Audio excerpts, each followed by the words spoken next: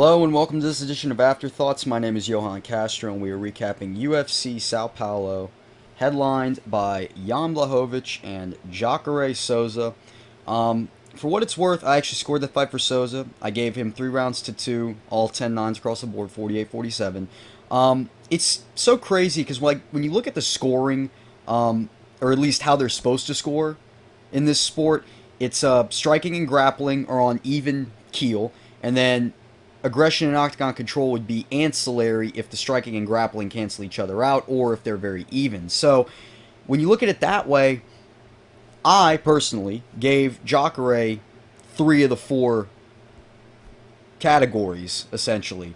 I think Jan probably just outstruck him, but JACARÉ engaged the grappling, controlled the octagon, and was the aggressor pretty much the entire fight. So, I mean, it's one of those things where it's not really a robbery. It was a close fight. I'm not going to sit here and scream robbery. But it is one of those things where, what are we really judging? You know, we say striking, grappling, aggression, octagon control, but is that really what's taken into account?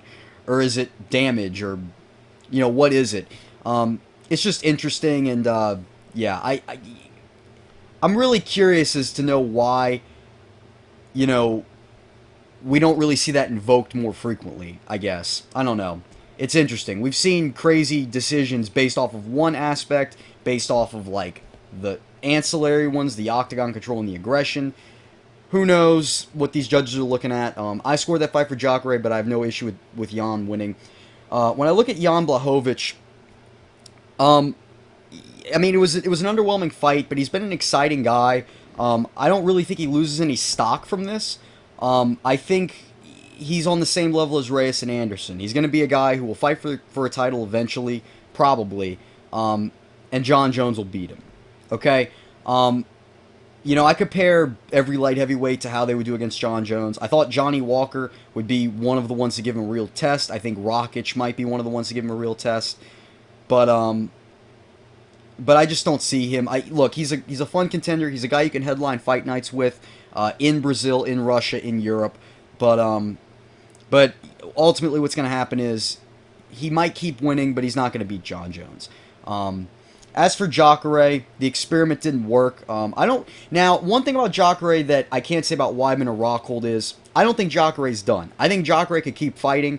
I think he's a middleweight. I don't think he's a light heavyweight. Considering he could not take Jan down. He did control the clinch, but he couldn't take him down. And when you're a jiu-jitsu guy and your bread and butter is your grappling, if you can't get a medium-sized light heavyweight down, then maybe you shouldn't be fighting at that weight class. Now, I understand that, you know, Jan's obviously a very top-level guy. He's a guy who's in the top 5 of the division. He will be now after this win.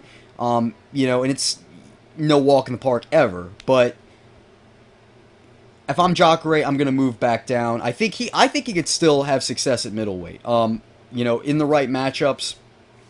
You know, I mean, hell, I don't think he'd beat Adesanya, but a matchup between him and Adesanya would be fascinating.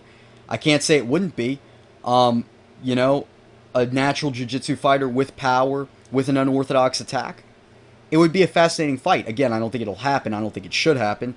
But I think JACARÉ is more suited for middleweight. He shouldn't retire, though. He's still got some juice in the tank, clearly. Last night he was very competitive, more so than Weidman or Rockhold have been in a while. Shogun Rua and Paul Craig, that was one of the more entertaining fights of the night. You know, I saw a lot of people criticizing it. I don't really understand why.